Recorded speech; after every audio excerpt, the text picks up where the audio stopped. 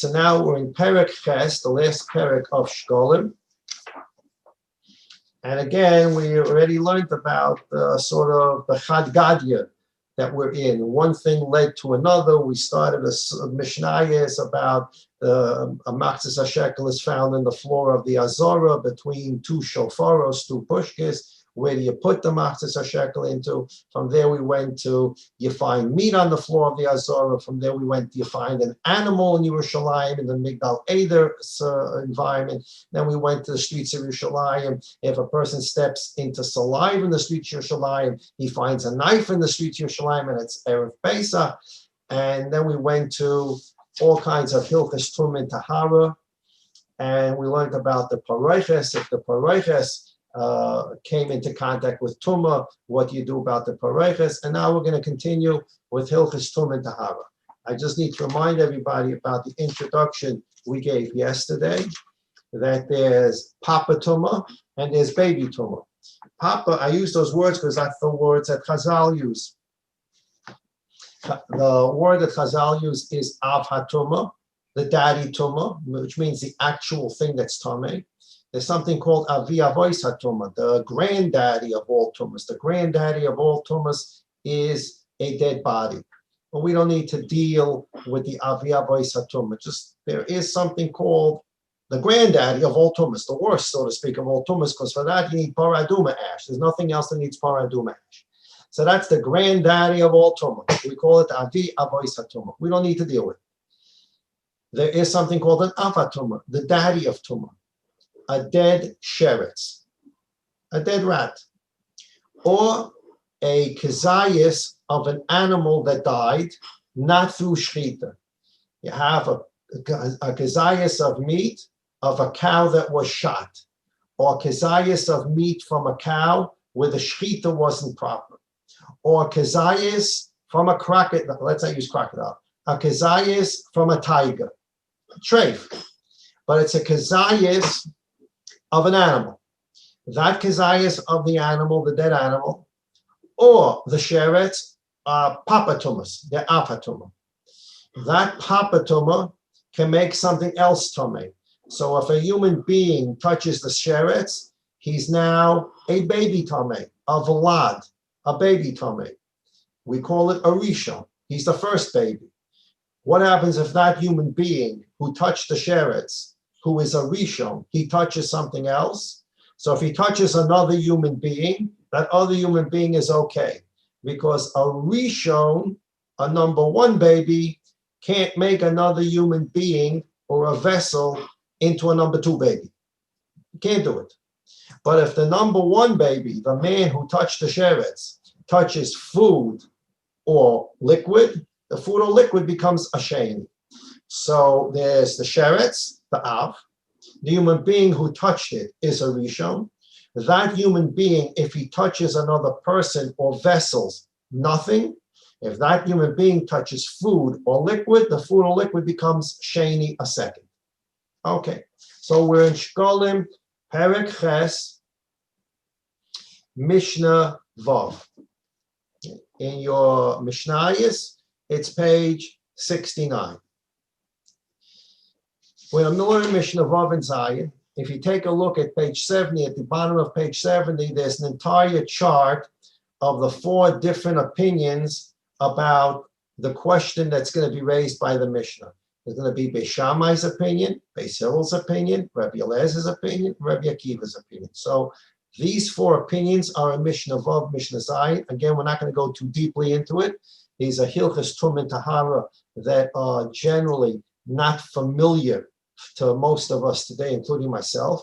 We have these general rules that we learn about Tum and Tahara as we go through different Masechtas and Shas, including Masechta Shabbos. If you learn Masechta Shabbos, the Gemara, there's a lot of Hilchos Tum and Tahara in there. But to be sort of a mumcha, a real professional in these halachas, one has to literally take out the sixth seder of Mishnayos Taharas and learn through Taharas to understand these things. But we have enough to get the superficial understanding of the Mishnah. The Mishnah says, Sar Kodshe Kadoshim Shenitma. You have meat of Kodshe Kadoshim. We learned in Maseches Tamid that there are certain karbonis that are Kodshe Kadoshim, holy, very holy. And there are some karbonis that are Kodshe Kalim, a lower level of Kedusha. What are the animals that are Kodesh Kadoshim? What are the karbonis that are Kodesh Kadoshim? For example, an ola. An ola, a person says this animal is an ola, it's Kodesh Kadoshim. The Kohen's not going to eat from it. The owner's not going to eat from it. It's going to be completely consumed on the Mizbeach for the Ribono Shel Olam. Except for the hide will go to a Kohen. But that's Kodesh Kadoshim. And that's a level of Kedusha in Karbonis. Let's say someone did a certain act on Shabbos, which requires him, he did it b'shogeg, which requires him to bring a korban chatos. A korban chatos is Kodesh Kadoshim. Kodesh Kadoshim here means that the Kohen can eat part of the animal, unlike the Ola. Korban chatos, the owner can eat part of the animal. I'm sorry, a korban chatos, the Kohen eats part of the animal. Korban Ola, no one eats the animal. Korban chatos, the Kohen eats part of the animal. The rest is burnt on the Mizbeach. This korban chatos has to be kept inside the Azorah. We learned about the Azorah in Maseches Midas, not the Ezras Noshim, inside the Azorah proper. When you go through Shah up to 15 steps and enter Shah Nikanor, you're in the Azorah.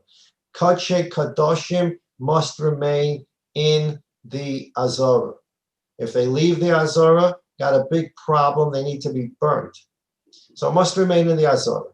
On the other hand, Kodshe Kalim, lower level karbonis, somebody walks into the Beis HaMikdash and says, I want this to be a shlomen. The Kohen shechts it, and the Kohen gets a certain part of the animal to eat, and here the owners get meat to eat. The owners can take that meat out of the Azorah, out of the Ezras Noshim, out of the Har HaBayis, and they can eat that anywhere inside the walled city of Yerushalayim. So, for example, a Korban Pesach. Korban Pesach is Kodshe Kalim. It's slaughtered, obviously, inside the Azorah of the Beis HaMikdash. And then the animal, the meat, is given back to the owner. And the owner goes out of the Beis HaMikdash. You can go anywhere inside the wall of Yerushalayim and eat that meat the night of Pesach. So there's Kodshe Kadoshim and Kodshe Kalim. This Mishnah is only focused on Kodshe Kadoshim. So we'll use the example of an Ola. An Ola was slaughtered, and the hide was given to the Kohen, and now the meat of the Ola became Tameh. How did the meat of the Ola became Tameh? It came into contact with a sheretz. It came into contact with a kezayis of meat from an animal that was slaughtered, and the animal turned out to be, the shechita was no good. Bein ba'av hatumah, this piece of Ola came into contact with the papa tumah, a dead rat. However it happened, a piece of Ola meat fell on top of the dead rat inside the Azorah. And now that piece of Ola meat is Tomei, and it got Tomei from an Av HaTumah. What is that piece of meat? It's a Rishon. It's baby Tumah, but it's now Kodesh that is Tomei, and it can't be eaten. It needs to be burnt. Where are you going to burn this? You have a piece of meat in the Azorah that is now Tomei. It raises the same issue we talked about yesterday. A paroches became Tomei. Do you have to quickly, in a mad rush, take that paroches out of the Beis HaMikdash? You can't leave anything that's Tomei in the Beis HaMikdash. So we talked about yesterday rabbinic tumah, biblical tumah, different rules about the paroches. Now you have a piece of meat from an olah. It became Tomei. Do I grab it and rush out of the Beis HaMikdash and burn it somewhere? Or do I burn it inside the Beis HaMikdash? So case number one. This piece of olah came in direct contact with an Av HaTumah, the Papa Tumah. It touched the sheretz. Bein b'vlad HaTumah. Or the korban olah touched baby tumah. You take a look at page 69. picture 96 at the bottom of the page. It shows an example. The first step is picture Aleph. You have a bowl, and basar nevela osha obasatuma. It's a piece of meat from an animal that's a nevela. If you want to take out that nevela from the picture, you can put a sheretz in there. There's a dead rat that touched that vessel. The dead rat is papa tuma. The bowl is now baby tuma 1.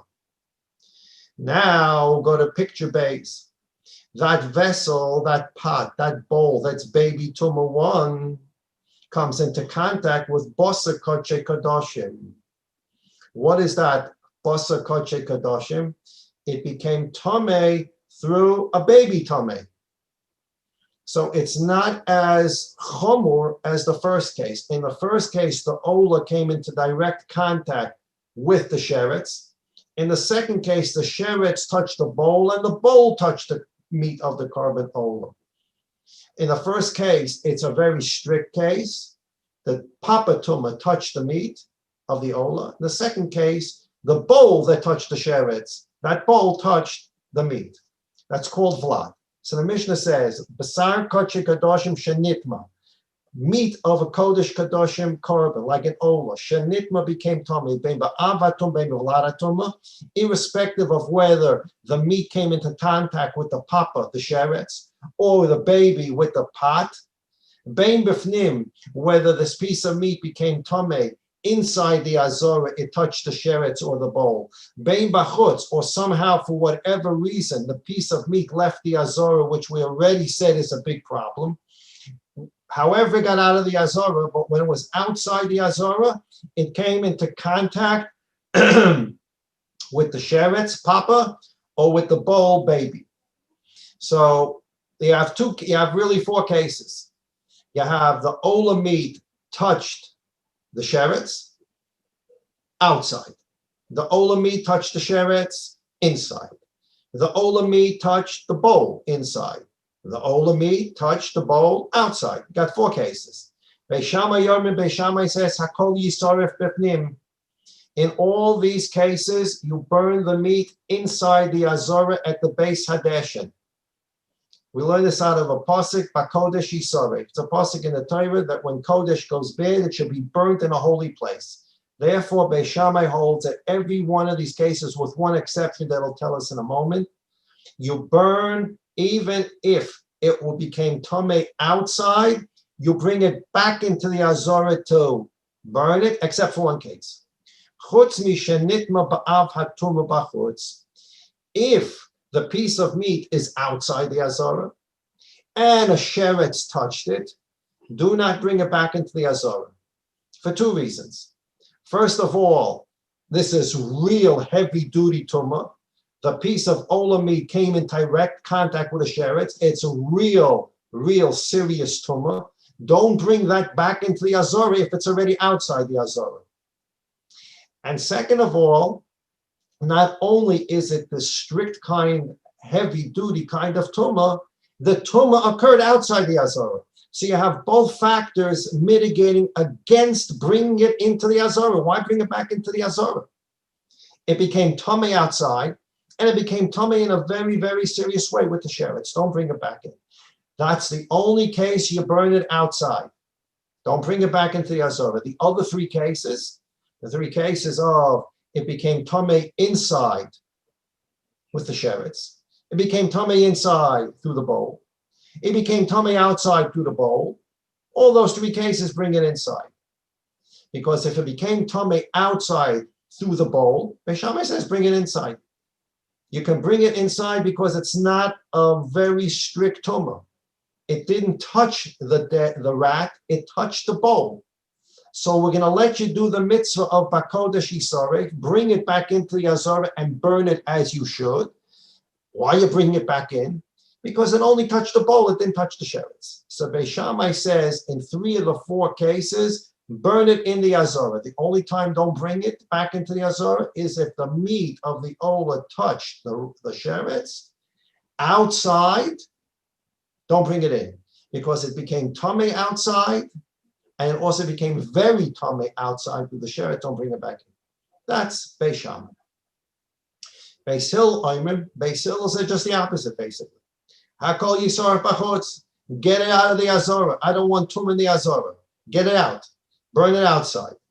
Chutz, the only case that I'll let you bring it back in, if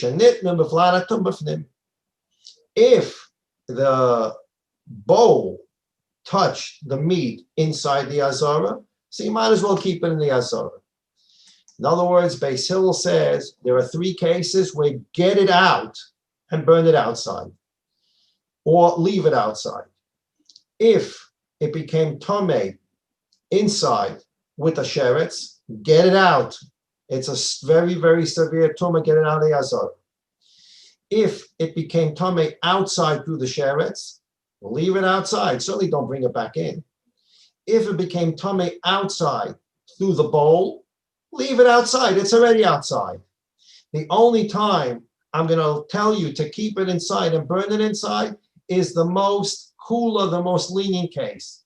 It got the piece of ola touched the bowl inside, so the tumah occurred inside, and the tumah is not such a strict tumah because it touched the bowl, not the sheretz. So therefore, that's the only case you can burn inside. So whereas Beis Shammai said you burn always inside, with one exception outside, Beis Hillel says you always burn outside with the one exception inside. We'll see this on the chart. Now we have two more opinions as to what you do with the meat of Kodesh Kadoshim that became Tomei. Mishnah Zayin, the bottom of page 69 in your Mishnayos. And it continues page 70. Rabbi Eliezer Omer, Rabbi Eliezer says, excuse me, Baruch atah Adonai Melech Olam shakol miyeh b'dvaroi. Rabbi Eliezer Omer, Rabbi Eliezer says, Eshenitma ba'av hatomah, something that became tomei, the meat of the ola touched the sheretz, the papa tomei, bein b'fnim, bein b'chutz, yisaref b'chutz. Rabbi Eliezer has a new logic. I don't care whether it happened inside or it happened outside. The only factor I'm worried about is the severity of the tumah. If it became tomei directly through the sheretz, get it out. I don't want this severe tumah in the azora. Get it out. The only thing Rabbi Eliezer is concerned about is the severity of the tumah. Veshenitma bevlad hatumah. But if it got tomei, the meat of the ola touched the pot, the bowl, it's not so severe. Then bein b'fnim, bein b'chutz, sar b'fnim. Then if it touched the bowl inside the azara or touched the bowl outside the azara, you can bring it in to burn it and burn it in the azara. Rabbi Eliezer says a new logic. Beis Shammai and Beis Hillel had two interlocking logics. Where did it happen, inside or outside? And how severe is the tumah? And Beis Shammai and Beis Hillel played with those two factors. And they came to two opposite conclusions. Beis Shammai said 3 cases you burn inside, 1 case outside. And Beis Hillel said, no, 3 cases outside, 1 case inside. Rabbi Eliezer says there's only one factor as far as I'm concerned. It doesn't make a difference where it happened. The question is the severity of the tumah. If the meat of the ola came into contact with papa tumah sheretz, I don't care if it happened outside, I don't care if it happened inside, you get it out and you burn it outside. If it came into contact with the pot, the bowl, it's not so severe. Whether it happened inside, whether it happened outside, you can burn it inside and do the mitzvah ba'esh tisaref inside. Rabbi Akiva, Omer, Rabbi Akiva has a whole new logic. He says, I don't care about the severity of the tumah. I care about where it happened. I don't want to move things. Mokoim tum osoi shom sreifosoi. I don't care if it touched the sheretz papa. I don't care if it touched the bowl baby. I don't care what it touched. If the tumah occurred in the azara, burn it in the azara. If it occurred outside the azara, burn it outside the azara. Don't take something that became tomei inside to go outside. Don't take something that became tomei outside and bring it inside. It's location, location, location. So we have 4 different sheetas here, and they're all there on your chart at the bottom of page 70. You can see, you read the chart across, you'll see who agrees with who on which case and who disagrees with who. But you can see here that in one case, there's possibility of looking at it 4 different ways. The piece of Ola came into contact with a sheretz, or the piece of Ola came into contact with a bowl that came into contact with a sheretz. Beis Shammai has 2 factors to look at, like Beis Hillel. Where did it happen, and how severe is the tumah? Is it the terrible tumah of touching the sheretz, or the less severe tumah of touching the bowl that touched the sheretz? And Beis Shammai says we need to work with both factors. And Beis Shammai says the result is there are 3 cases you can burn the Ola meat inside, and 1 case you have to burn the Ola meat outside. Beis Hillel uses the same 2 factors, and they say no. There are 3 cases where you have to take the Ola meat and burn it outside, and 1 case where you can burn the Ola meat inside. Comes Rabbi Eliezer, and Rabbi Eliezer says that there are no 2 factors here. There's only 1 factor. The factor is what kind of tumah. If it's a severe tumah, always outside, it came into contact with the papa sheretz, always outside. It came into contact with the bowl that's not so severe, always inside. I don't care about where it happened. I only care about the severity of tumah. Comes Rabbi Akiva and says, I agree with Rabbi Eliezer that there's only 1 factor. Beis Shammai said there are 2 factors, location and severity. Beis Hillel says there are 2 factors, location and severity, but they use the 2 factors in opposite ways. Comes Rabbi Eliezer and says only 1 factor, the severity. Comes Rabbi Akiva and says, I agree with Rabbi Eliezer, only 1 factor. But it's not the severity, it's location. If anything happened inside, I don't care if it's the papa came into contact with the meat. I don't care if the bowl came in contact with the meat. It happened inside, you burn it inside. Outside, you burn it outside. Doesn't make a difference if it contacted the papa or came into contact with the pot. I don't care. So Beis Shammai and Beis Hillel agree that there are 2 factors, severity of the tumah and location, and they use those 2 factors in different ways. Rabbi Eliezer says there's only 1 factor, and that is severity of the tumah. And Rabbi Akiva says there's only 1 factor, and it's the location of the tumah. The Rambam paskins like Rabbi Akiva, which is a very interesting psak. The Rambam paskins like Rabbi Akiva, that it's all about location, location, location. Anything that became tamei inside, burned inside. Anything that became tamei is burned outside. Remember, we're talking about Kachi Kadashim. And this, that's in all of Shas, with rare exception, wherever Rabbi Akiva disagrees with others, we always will paskin like Rabbi Akiva, except if there's a majority that disagrees with Rabbi Akiva, then we follow the majority. But if Rabbi Akiva is in a machlokes with another Tana, we're going to always paskin with the rarest exception like Rabbi Akiva. Here, the Rambam uses that rule and says we're going to paskin like Rabbi Akiva. First of all, we're going to paskin like Rabbi Akiva, because if it's Rabbi Akiva location versus Rabbi Eliezer severity, we paskin like Rabbi Akiva against Rabbi Eliezer. The problem here, in Beis Shammai, we don't paskin like Beis Shammai. The problem here is that the Rambam here is paskin like Rabbi Akiva, even against Beis Hillel. That's a new chiddush in how far we go with Rabbi Akiva. And the Shekalim, the commentaries on the Rambam raised this as an issue. It is true that we paskin like Rabbi Akiva where he disagrees with another, but we don't paskin like Rabbi Akiva where he disagrees with the majority. And here we have the Rambam paskining like Rabbi Akiva against Beis Hillel, and that's a whole new rule as to how far we're going to take Rabbi Akiva's psak. Okay, so that's that sugya. The last mission of Yetz Hashem, as I said, we'll leave him Yetz Hashem for Sunday so we can plan out some kind of siyum, big simcha, right? Midas, Bis Hamikdash, Tomid, how to bring a carbon, Shekalim, how to pay for the carbon. We learned a lot of other things as we learned through Shekalim. Things are lost in the Beis Hamikdash, things are lost in the streets of Yerushalayim, things become tamei in the streets of Yerushalayim, things become tamei in the Beis Hamikdash. And now Mishnah Chesim Yetz Hashem, there will be some mention of the Shekalim again to end the Masechta, which we'll do in Yetz Hashem on Sunday, and tomorrow in the time slot Well, we usually do Shekalim on Tuesday at 10:15. We'll find something to do. It's not hard to find Torah to learn, and perhaps we'll do some kind of introduction to Shemitah Shavuos.